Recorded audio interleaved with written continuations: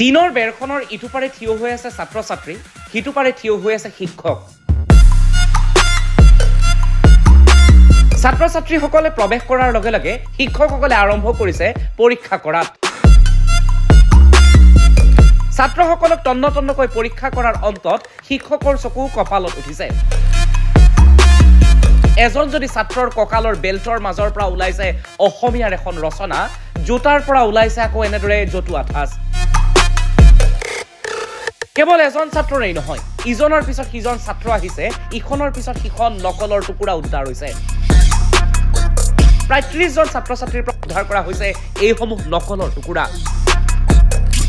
এই নকলৰ টুকুৰাসমূহ য'তে ত'তে পেলাই নিদি এতিয়া ৰঙা ৰঙৰ এই পাত্ৰটোত লৈ যোৱা হৈছে পৰীক্ষা কেন্দ্ৰটোৰ পিছফাললৈ।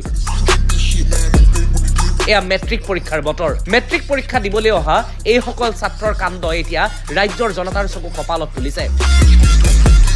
এই দৃশ্য বিলাসীপাৰাৰ বৰকান্দা পিপলছ একাডেমী উচ্চতৰ মাধ্যমিক বিদ্যালয়ৰ।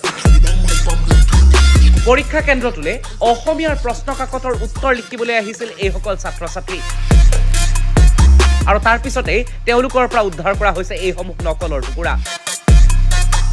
নকলৰ টুকুৰাসমূহ য'তে ত'তে পেলাই নিদি এতিয়া এইসকল শিক্ষক ব্যস্ত হৈ পৰিছে টুকুৰাসমূহ জ্বলাই দিয়াত। ফাগুনৰ মাহ, য'তে ত'তে উৰি যাব পাৰে নকলৰ টুকুৰাসমূহ, গতিকে জ্বলাই দিয়াই শ্ৰেয়।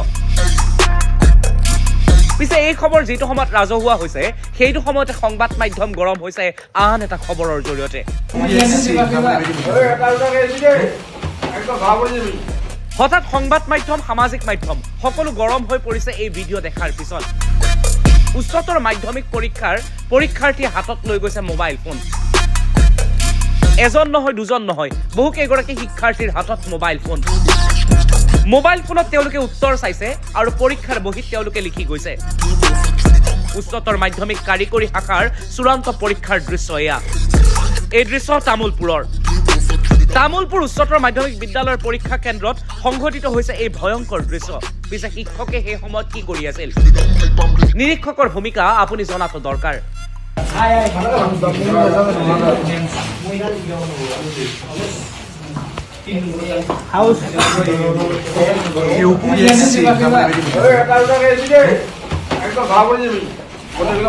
এই ঘটনাৰ পাছতেই তামোলপুৰ জিলা প্ৰশাসন তৎপৰ হোৱা পৰিলক্ষিত হ'ল। বিদ্যালয়খনৰ অধ্যক্ষ বিভূতি ডেকাক পৰীক্ষা কেন্দ্ৰৰ পৰা বহিষ্কাৰ কৰা হ'ল। তামোলপুৰ ৰাজহ চক্ৰৰ চক্ৰ বিষয়া তথা কাৰ্যবাহী দণ্ডাধীশ এলিমা কান্দোলনাক তাৎক্ষণিকভাৱে পৰীক্ষা কেন্দ্ৰটোৰ তত্ত্বাৱধায়কৰ দায়িত্ব প্ৰদানো কৰা হ'ল।